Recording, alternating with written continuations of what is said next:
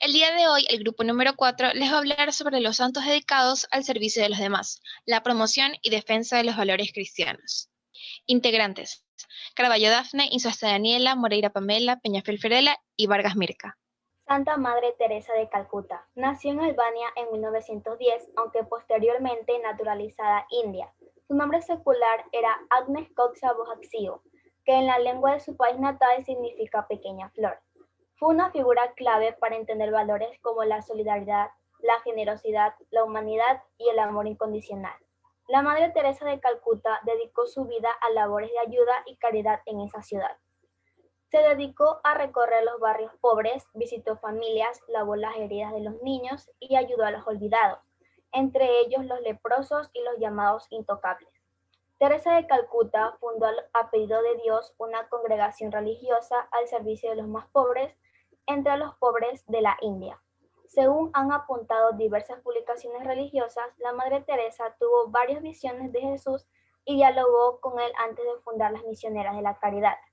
La Madre Teresa es hasta el momento la única figura católica con título de santa que ha sido galardonada con el premio más prestigioso del mundo, el Nobel. En septiembre de 1946, durante un viaje de Calcuta a Darjeeling para realizar su retiro anual, recibió su inspiración.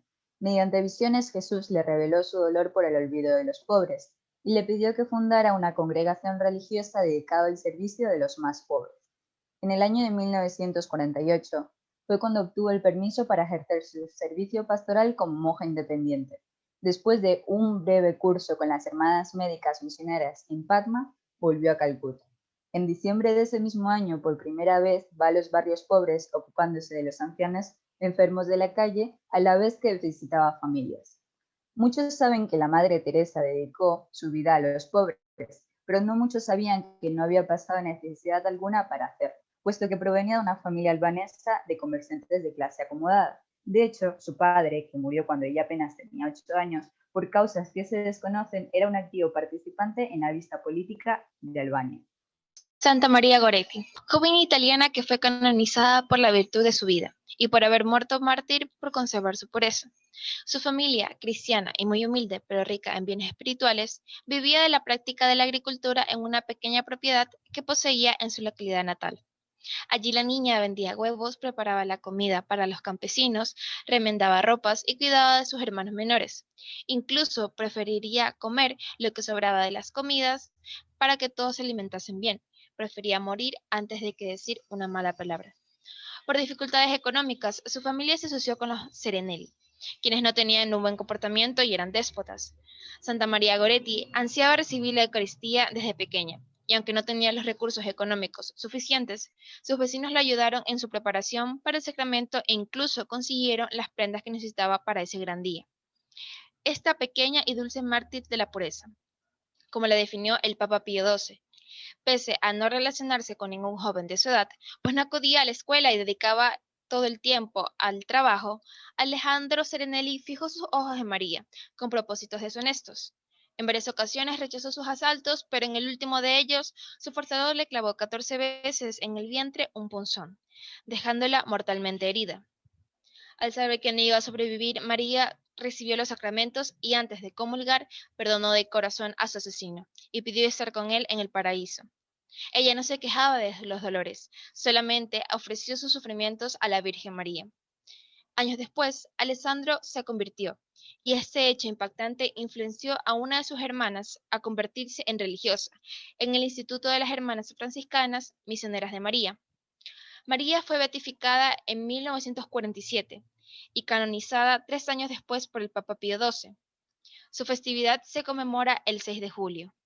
San Moisés el Negro. Él fue un esclavo del oficial gobierno en Egipto, quien lo despidió por robo y sospecha de homicidio. Él se convirtió en un líder de una pandilla de bandidos, quienes vagaban por el Valle del Nilo, sembrando el terror y la violencia. En una ocasión, un hombre lo descubrió en un robo, lo cual lo molestó mucho y cuando llegó a casa, éste ya había escapado.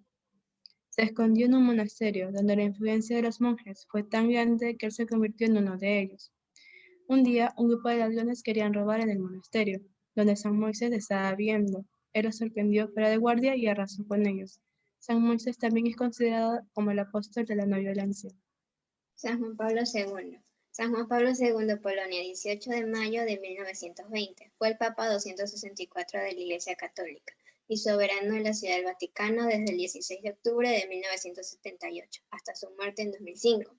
Fue canonizado en 2014, durante el pontificado de Francisco. Juan Pablo II fue aclamado como uno de los líderes más influyentes del siglo XX, recordado especialmente por ser uno de los principales símbolos del anticomunismo y por su lucha contra la expansión del marxismo, por lugares como Iberoamérica, donde combatió energéticamente al movimiento conocido como la Teología de la Liberación. Se convirtió en el primer papa polaco de la historia y en el primero no italiano desde 1523. Su pontificación de casi 27 años fue el tercero más largo en la historia de la Iglesia Católica, después del San Pedro. Beatificó a 1.340 personas y canonizó a 483 santos. Falleció el 2 de abril del 2005. El 19 de diciembre del 2009, Juan Pablo II fue proclamado vulnerable por su sucesor, el Papa Benedicto XVI, quien posteriormente presidió la ceremonia de su beatificación el 1 de mayo del 2011, el Domingo de la Divina Misericordia, y fue canonizado junto al Papa Juan Pablo XXIII, el 27 de abril del 2014, otra vez en el Domingo de la Divina Misericordia por el Papa Francisco. Muchas gracias por su atención.